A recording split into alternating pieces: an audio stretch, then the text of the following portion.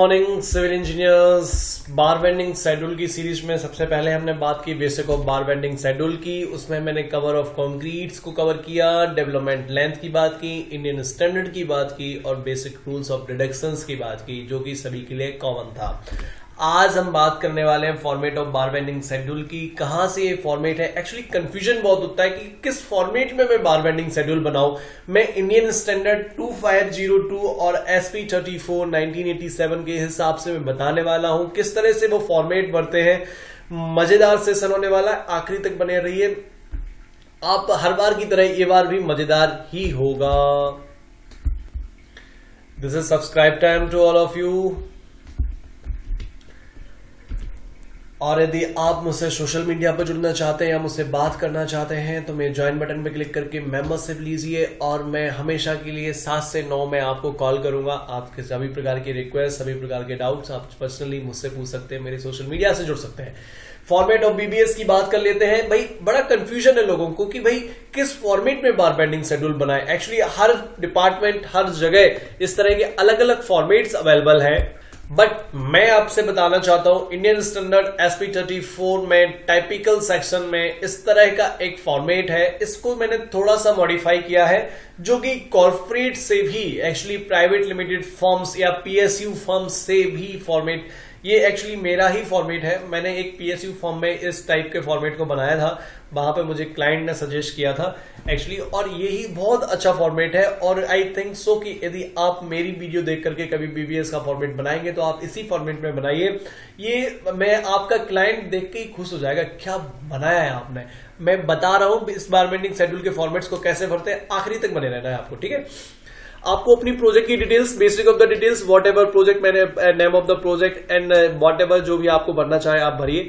Drawing का number लिखना ना भूलिए, क्योंकि ड्राइंग के नंबर से ही तो पता लगेगा कि आपने किस ड्राइंग के रेफरेंस से बार बेंडिंग शेड्यूल बनाया है। सीरियल नंबर बेसिकली 1 2 3 4 होंगे और नेम ऑफ द मेंबर्स जैसे फुटिंग, स्लैब, बीम, कॉलम और भी बहुत सारी मेंबर्स होते हैं। तो सभी प्रकार के स्पेसिफिक नेम ऑफ मेंबर्स की, यदि आपने मल्टीपल नेम ऑफ मेंबर्स हैं तो फिर आपको उसके नेम ऑफ मेंबर्स को आइडेंटिफाई करना पड़ेगा। एक्चुअली ड्राइंग्स बहुत बड़ी होती है तो उनके मार्क्स एंड लोकेशंस, ताकि उस ड्राइंग को खोलने के बाद यदि आपके बार बेंडिंग शेड्यूल को कोई देख रहा है और उसके रिस्पेक्ट में वो जो ड्राइंग नंबर आपने मेंशन की है, यदि उसने भी उसे खोल के रखा हुआ है तो वो एग्जैक्टली उस लोकेशन पे पहुंच जाए कि आप किस मेंबर की बात कर रहे हैं, किस लोकेशन की बात कर रहे हैं, तो वो होगा mark and location of the members.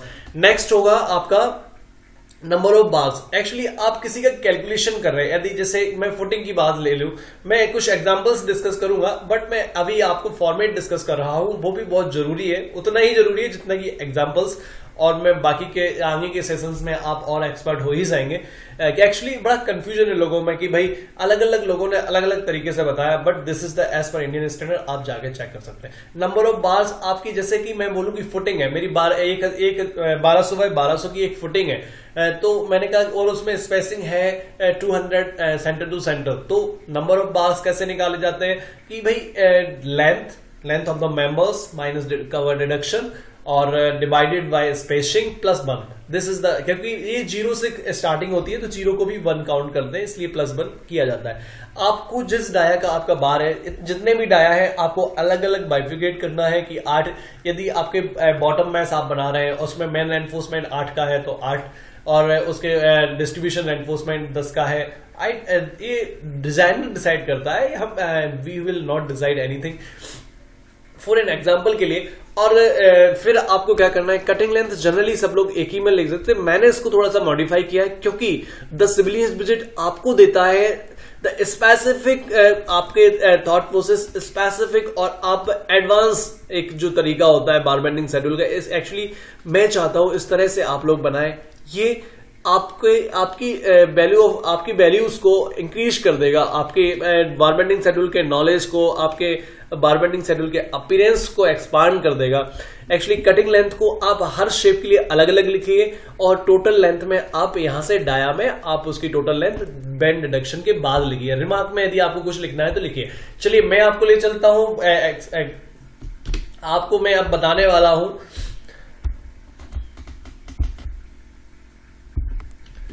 अब मैं आपको बताने वाला हूं कि इस फॉर्मेट को भरते कैसे हैं। कुछ एग्जांपल्स की बात करेंगे। Okay, this is example time. मैं आपको लेके आया हूं एक्सेल सीट पर और अब मैं आपको कुछ एग्जांपल्स के साथ में, कुछ सेप और एग्जांपल्स के साथ में मैं फॉर्मेट भर के दिखाने वाला हूं। चलिए देखिए, मैंने एक मेंबर आपको सिलेक्ट किया, जैसे कि आप यदि फुटिंग की आप कभी ड्राइंग देखेंगे तो मैंने आपको फुटिंग कंसिडर किया। आप उसकी लोकेशंस आप कुछ भी कंसिडर कर लीजिए एक्स बाई जेड, और आप मैं बोलूं नंबर ऑफ बार कितने यूज होंगे। जैसे कि मैंने बोला कि 1200 बाय 1200 की एक स्पेसिंग है, फुटिंग है, तो एंड कवर आपको डिडक्ट करना है, फिर उसके डिवाइडेड बाय स्पेसिंग प्लस 1 करके नंबर ऑफ बार निकलते हैं। मैंने सपोज किया कि कुछ भी हो, मैंने 8 नंबर मैंने कंसिडर किए। डाया कौन सा, मैंने कहा मेन बार 12 का होता है, डिस्ट्रीब्यूशन बार 10 का हो सकता है, मैंने उसे कंसिडर किया। अब शेप आप समझिए कि भाई एल आपने कितने का दिया, बैंड मैंने एल दिया 100 का दिया मैंने, ओके। बी मैंने कितने का दिया, ये कुछ भी हो सकता है आपकी ड्राइंग के हिसाब से। जो भी आप बैंड डिडक्शन निकालने के बाद आप करेंगे, एक्चुअली एंड कवर निकालने के बाद आप जो करेंगे, मैंने मान लिया 1200 है और ये वाला 100 है, ठीक है, ये वाला मैंने 100 मान लिया। अब आप कहां लिखोगे इसको, 8 में लिखोगे, 10 में लिखोगे कि 12 में लिखोगे? एग्जैक्टली जब 12 की बात हो रही, डाया ऑफ द बार 12 है तो ये 12 में ही आएगा, ठीक है, यहां कोई कंफ्यूजन नहीं है। और इसमें जो बैंड डिडक्शंस है, जैसे कि मैंने बोला 2D दोनों में हटा दीजिए, तो मैंने 4D हटाया, 1248 हटा दिया, तो 1400 माइनस 48 कितना होता है, 1352। तो ये आपका 1352 आपके यहां आ गया।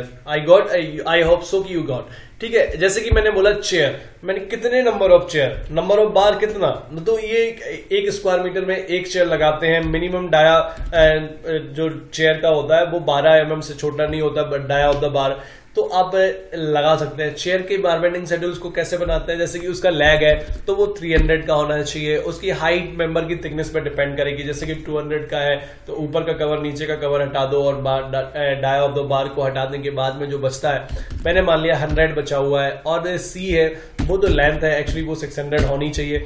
ये 100 अगेन ये थिकनेस ऑफ द मेंबर पर डिपेंड करेगी। और ये लैग है, लैग हमारा 300 है, ठीक है। तो आप इसको ऐड करके देखेंगे तो क्या आएगा, 300 100 400 600 1000 और 1400 1400 ये हो गया है। और अब मैं बोलूंगा आपसे कि भाई बैंड कितने, 1 2 3 4 बैंड है और सभी के लिए 2D, तो मैंने 2 into 8 2 into एक्चुअली 4 बैंड है और इसके लिए 2 into D, और D है 12, तो मैंने ये 1304 आ गया। और वो कहाँ मैं काउंट करूंगा, 1304।